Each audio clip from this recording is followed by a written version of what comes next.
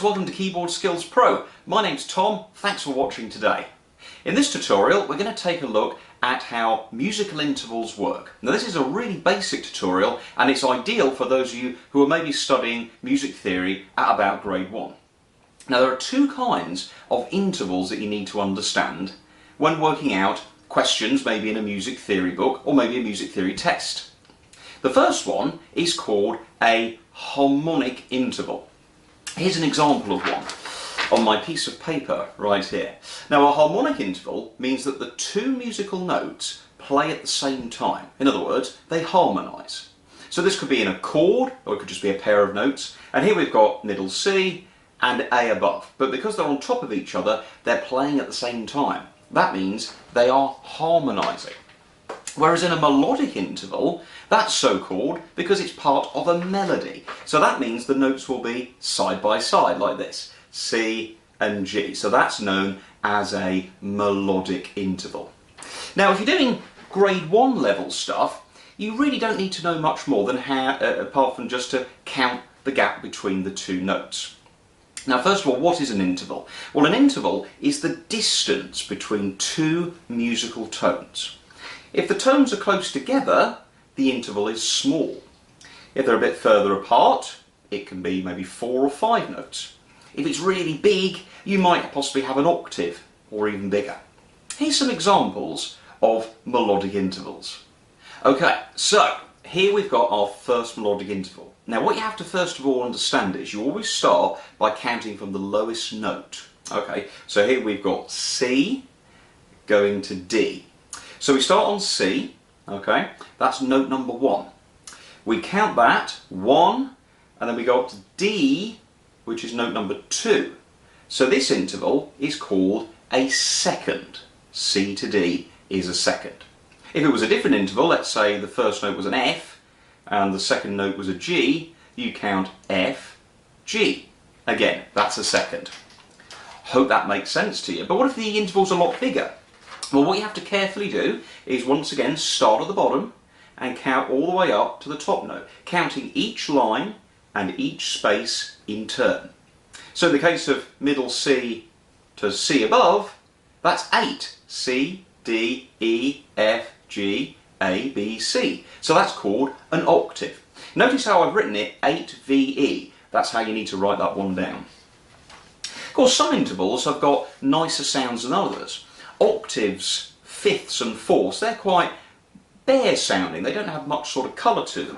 Whereas the third, that creates the sound of our lovely major chords or minor chords differently. We'll talk about that in the next grade. We've got C, D, E. C, D, E. That's a third. And don't forget, people go, well, I've heard people talk about majors and diminished. Well, those are things that we'll cover later on in your music if you're studying maybe for grade 4 or grade 5 music theory. Now one of the things you might get asked in a music quiz or a theory test is to name melodic intervals that are actually in a written melody.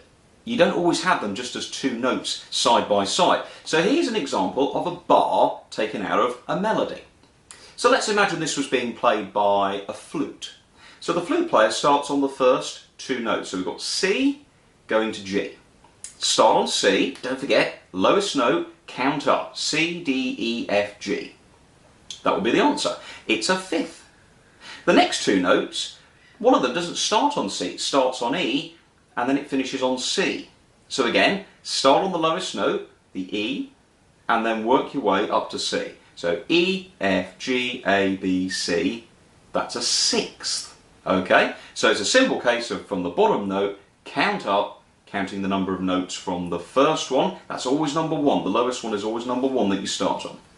Okay, now what happens if you have a harmonic interval? Well, it might be something a little bit like this. Here's another harmonic interval. Harmonic intervals, don't forget, the notes are on top of each other. They're harmonising. Here's an example of a seventh. So again, we've got middle C at the bottom, that's our bottom note. C, D space, E line, F space, G line, A space, B line, 7. So that's called a seventh. Finally, a popular grade 1 question is, you fill in the missing note to make the interval. What do we mean by that? Well, here we go. Here's our last example. We've got here, add the note above, above, don't forget, to create the named harmonic interval. And they want us to make a fourth. Well, we've got our lowest note already, middle C. So we need to add a note above that to create the harmonic interval of a fourth. Let's start on C as number 1, and you count up through the notes of the musical alphabet. C, D, E, F. F would be number 4. So I'm just going to go off camera here for a second, and I'm going to draw a 4 above, which would be the F, and you can see that right there. It would probably say using a semi-breve, so make sure you watch out for that in your question. So I hope that's been useful. That's great if you're studying at about grade 1, maybe you're working your way through one of the exam board music theory books. That's the kind of thing you'll get asked in one of your theory tests, so I hope that's useful. I put everything in a little PDF for you to download. So if you enjoyed this, there's going to be lots more theory videos. There's lots of piano videos and organ videos here on my channel. Do hit the subscribe button if you've enjoyed and want to learn more. Now, if you've enjoyed this video, there's going to be lots more coming on music theory for playing at the keyboard, harmonising, different chords, lots of things like that. But some of my videos are going to be a little bit more orientated to the grade theory test. So I hope you've enjoyed this grade 1 music theory video. If you enjoyed it, do hit the subscribe button, and if you'd like to support the production of these videos, do please consider becoming a patron of mine for just $1 a month here on my channel. The link is in the description below. Thanks ever so much for watching another video here on Keyboard Skills Pro. My name's Tom, and thanks ever so much for watching. Cheerio.